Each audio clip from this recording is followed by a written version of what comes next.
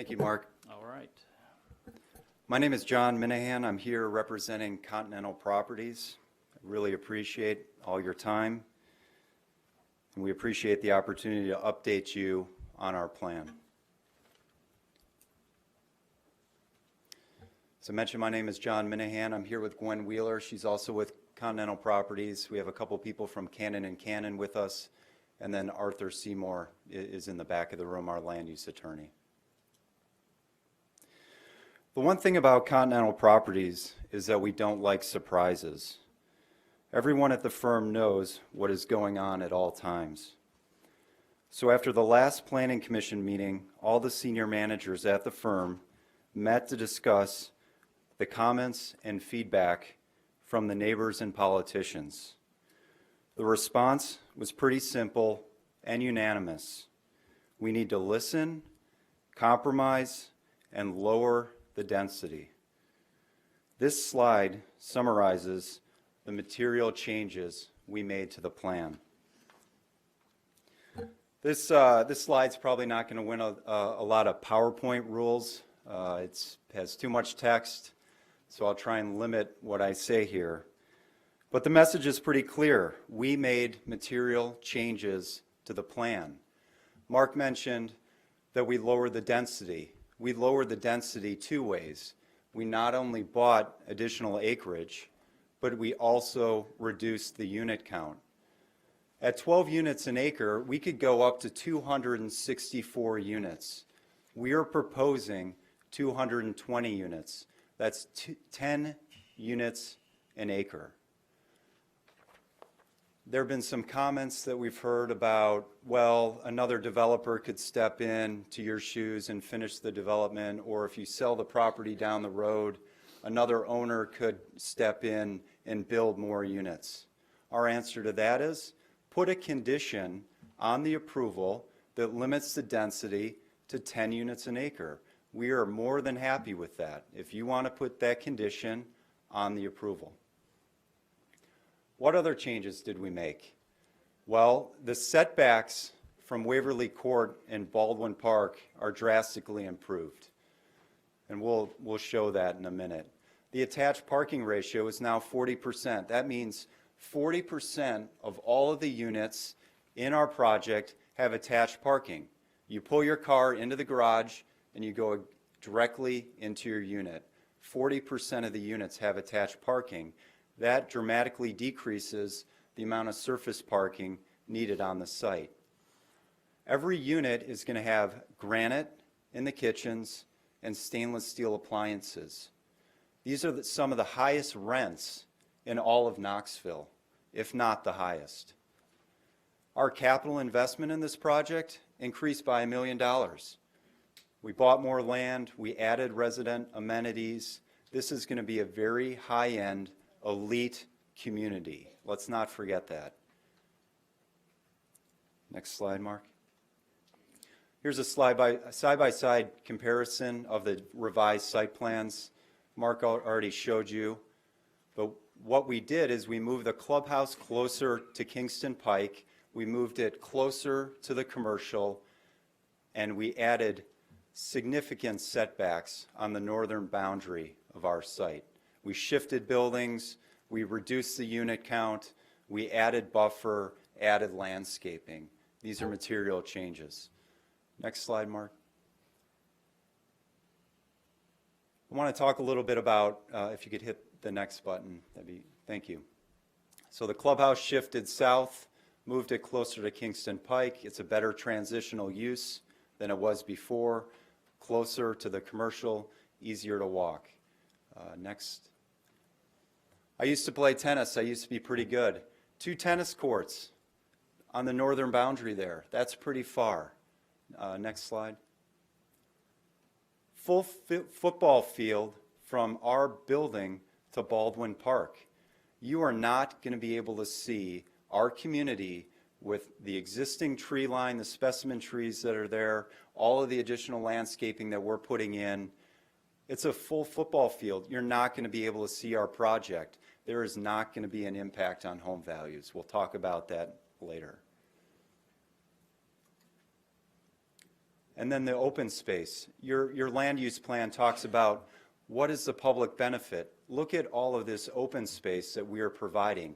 We even created a public walking path on the northern edge of our property. It's open to all residents of the town of Farragut to access. There's going to be a pergola up there, walking path, all of that green space. That's all public space.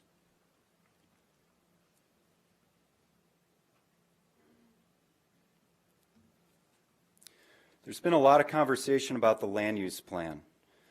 So I want to spend the next couple minutes talking about that. We selected this site because the land use plan identified this property as medium density residential.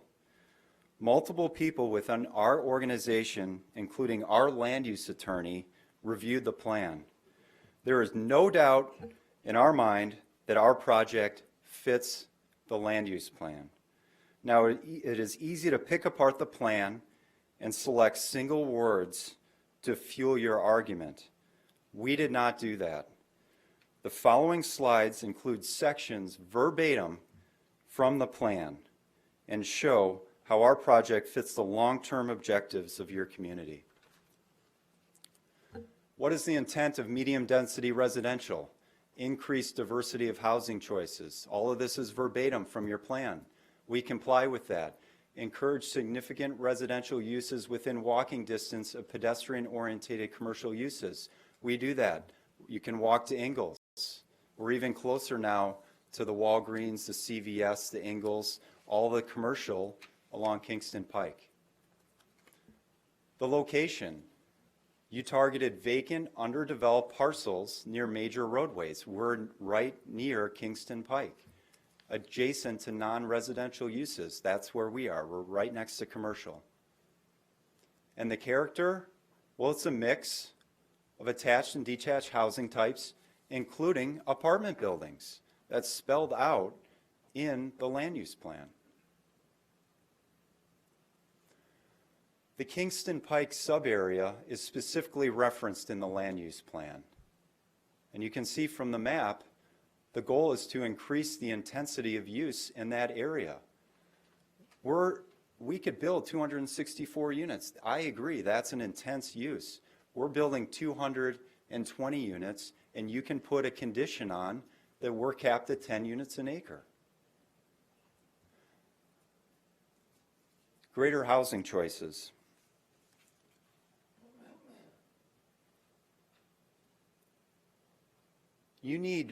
I don't need to tell you, you guys already know, we're just providing this diversity of housing choices. Young professionals, that's who we appeal to. Empty nesters, that's who we appeal to you. We've provided you with all of that data in the past. That's our resident profile. Those are people that graduate from college, want to move back to Farragut, can't afford to build a house, so they live in an apartment in Farragut until they're ready to take that next stage in their life. That is the service, that is the housing that we're providing. I would imagine a lot of people's grandkids in this room, or even kids, would move into our community. Empty nesters, people who have sold their house but want to keep a presence in Farragut but maintain winters in Florida or wherever they go, but they want a presence in Farragut. They'll lease a 3-bedroom apartment with granite and stainless steel in our communities.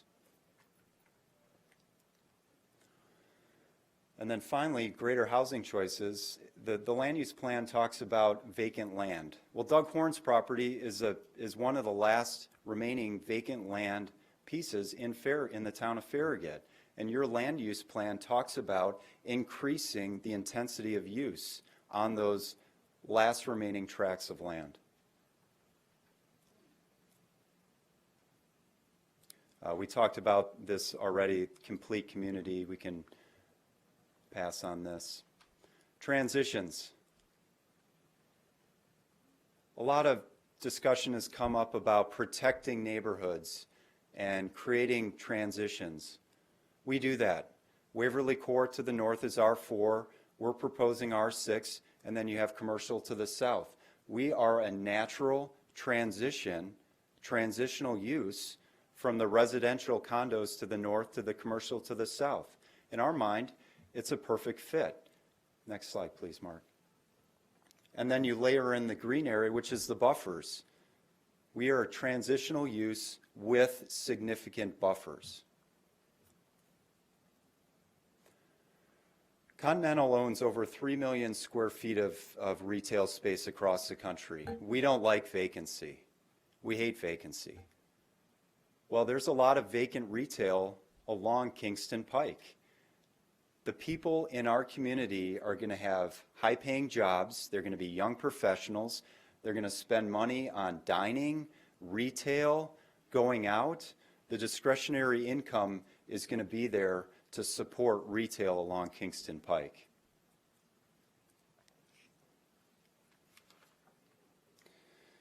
The plan talks about what the public benefit is. Well, what is the public benefit to our project? One of them is open space. We are creating walking paths, open space, connectivity to other neighborhoods in your community. Other public benefits, increased spending, we talked about that. Increased sales revenue, sales tax revenue, greater housing choices, open spaces, and connectivity.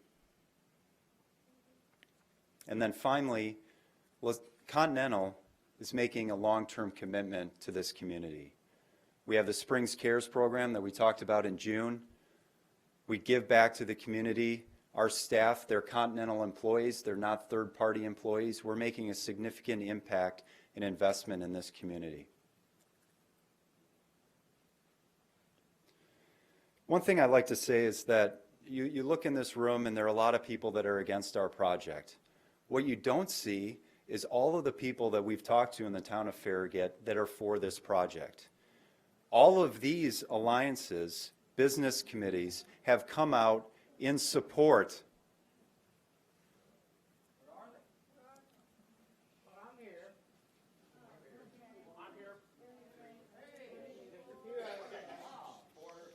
Okay. Let's let him finish, please. Thank you. My point is that there are a lot of people in this community that support our project. We've spoken to them in person, and for whatever reason, it could be fear of retribution, they're scared to come and speak in front of behalf of this crowd, whatever you want to call it. I have spoken to multiple people in your community that support our project. This sample set here is not representative of the community. There are other people here that need this housing. There are young professionals that want to live in Farragut and don't have an option. There are empty nesters that don't have an option. There are other people, including all of these reputable alliances and committees, that support our project. Traffic.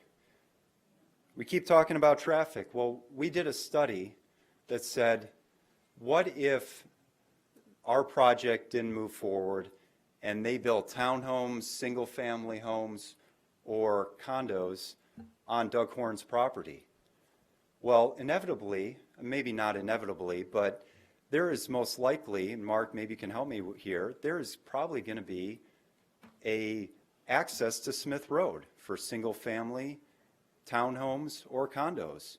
We have no access on Smith Road. So we engaged Canada to say, if you built a single-family development on this 22-acre parcel, the traffic would actually be worse on Smith Road than it would be if our project moved forward.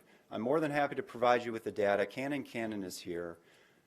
The traffic is getting funneled via Peterson to Kingston Pike, which is a major thoroughfare in Farragut. Thanks. Fear of the unknown. In the first neighborhood meeting, people came up to Continental representatives and said comments such as, "Go away, we don't want you here." This was even before we provided information on the project. What is the driving force behind this behavior? Well, the simple answer is fear of the unknown. Continental does not make decisions based on fear, hope, anger, or any other emotion. Our decisions are based on 36 years of commercial real estate experience.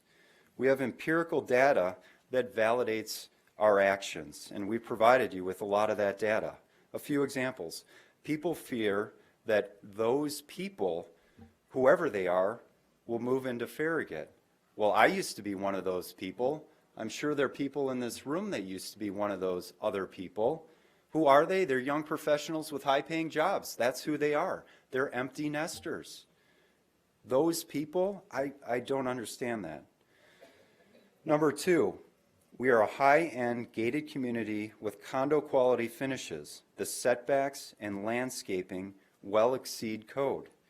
We will not have a negative impact on home values. We've seen that on numerous communities, and these are high-end communities that we've been in and we continue to operate in. The town of Farragut has a vision.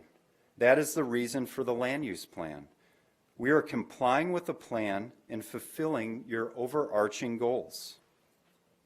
We thank you for the time, and we are excited to make a long-term investment in your town.